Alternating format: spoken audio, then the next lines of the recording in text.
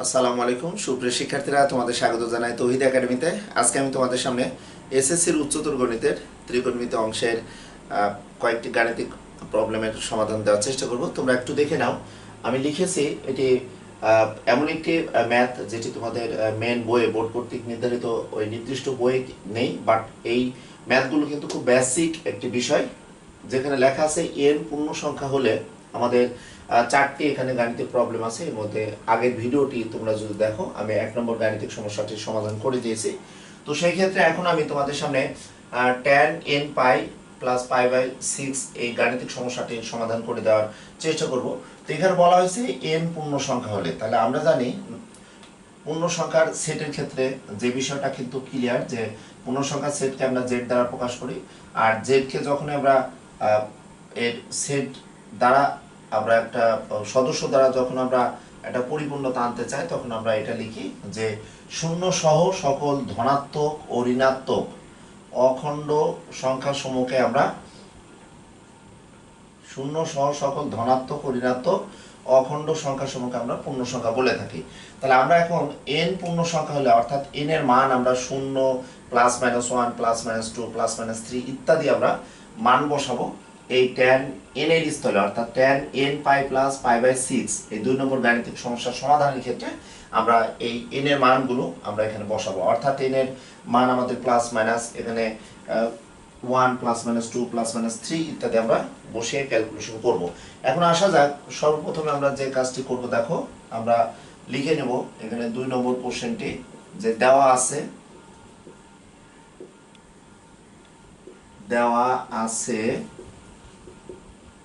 যে tan n pi plus pi by 6। এই ক্লাসটি ইন্টারের স্টুডেন্টরা, তোমরা যারা আসো ইন্টার ফার্স্ট ইয়ারে, তাদের জন্য মোস্ট ইম্পর্টেন্ট একটি ক্লাস, কারণ তোমাদের ত্রিকোণমিতিতে সমীকরণের যে ত্রিকোণমিতিক সমীকরণ অর্থাৎ সমাধানের ক্ষেত্রে আমরা এই n এর যে ধনাত্মক বা ঋণাত্মক যে পূর্ণ সংখ্যা, এগুলো আমরা অনেক সময় ইউজ করে থাকি বা তোমরা পাবে।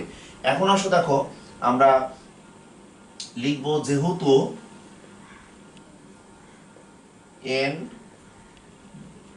পূর্ণ সংখ্যা, সেহেতু আমরা লিখে নিতে পারবো, দেখো n equals to 0 plus minus 1 plus minus 2 dot dot dot dot dot ইত্যাদি হবে, অসীমে আমরা মান বসাতে পারবো। এখন আমরা যে কাজটি করব, n এর স্থলে 0 থেকে শুরু করে প্লাস মাইনাস 1 প্লাস মাইনাস 2 ইত্যাদি বসাবো। এখন n সমান 0 হলে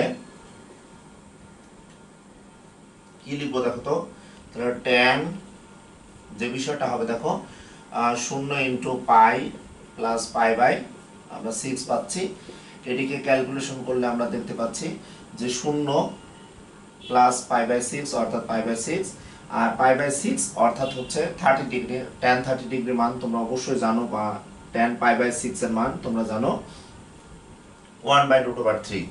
এখন আমরা n সমান 1 হলে আমরা একটু এই মানগুলো যদি বসাতে চাই, তাহলে n এর স্থলে যদি 1 বসাই, তাহলে এখানে পাই থাকবে, তাহলে পাই প্লাস পাই বাই 6 থাকলো। তাহলে আমরা এটাকে যদি একদম বেসিক আকারে যদি ভাঙতে চাই, অর্থাৎ কোন একটি বড় বড় অ্যাঙ্গেলগুলোকে আমরা যখন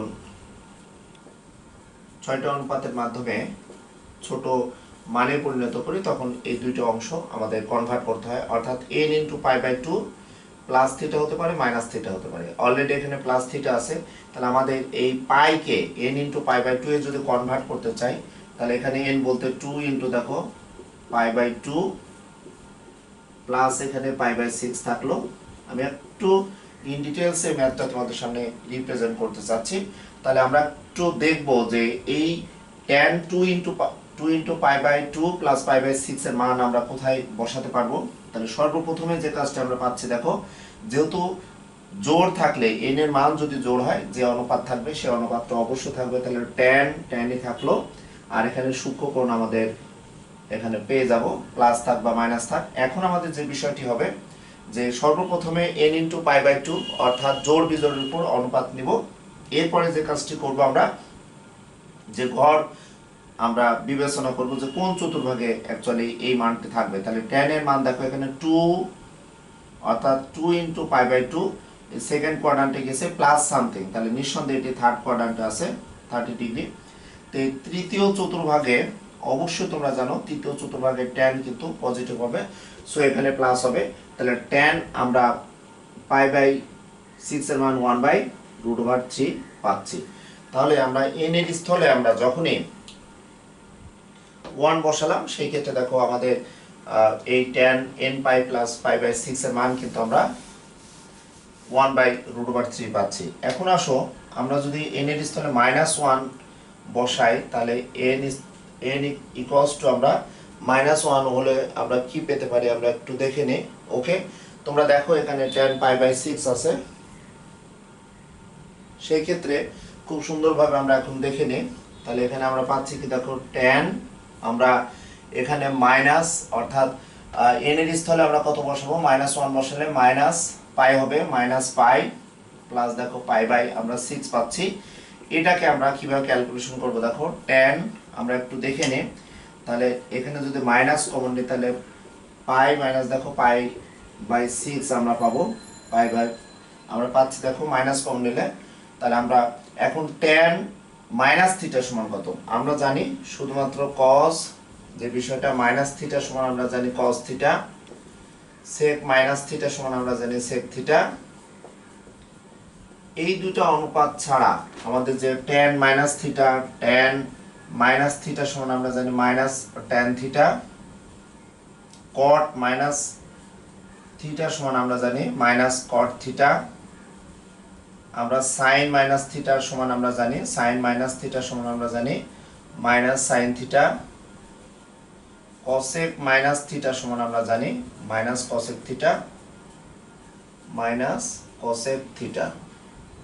ওকে, তো আমাদের এখানে আছে দেখো tan আমরা এখানে মাইনাস কম নিয়েছি, তাহলে tan মাইনাস থিটা সমান এখানে কি হবে বলতো মাইনাস আমরা tan কি পাচ্ছি বলতো পাই মাইনাস পাই বাই দেখো এখানে কি পাচ্ছি 6 পাচ্ছি। তো এই মানটা আমরা কিভাবে পাবো দেখো এখানে যেমন আমরা n ইনটু পাই বাই 2 এ কনভার্ট করে নিয়েছিলাম, তো এখানে মাইনাস থাকলো, এটাকে n ইনটু পাই বাই 2 আমরা নিলে এরপরে এটা কোন চতুর্ভাগে হতো দেখো তো এটা অ্যাকচুয়ালি কি হতো বলতো n ইনটু পাই বাই 2 অর্থাৎ 180 মাইনাস সামথিং মানে কি দ্বিতীয় চতুর্ভাগেই কিন্তু অবস্থান করতো, আমাদের অ্যাকচুয়ালি দ্বিতীয় চতুর্ভাগে অবস্থান করতো। এটা এই মানটা কি হবে বলতো pi 2 into pi by 2 minus something অর্থাৎ 180 মাইনাস সামথিং মানে দ্বিতীয় চতুর্ভাগ। আর দ্বিতীয় চতুর্ভাগ থাকলে আমাদের এই tan দ্বিতীয় চতুর্ভাগে অবশ্যই সাইন এবং কসেক পজিটিভ, বাকি চারটা নেগেটিভ। তাহলে এখানে আমরা যে মানটি পাবো দেখো এখানে পাবো কিন্তু পাই বাই 6 পাবো। তাহলে মাইনাস মাইনাসে প্লাস হয়, tan 30 ডিগ্রি মান 1/√3 পাচ্ছি।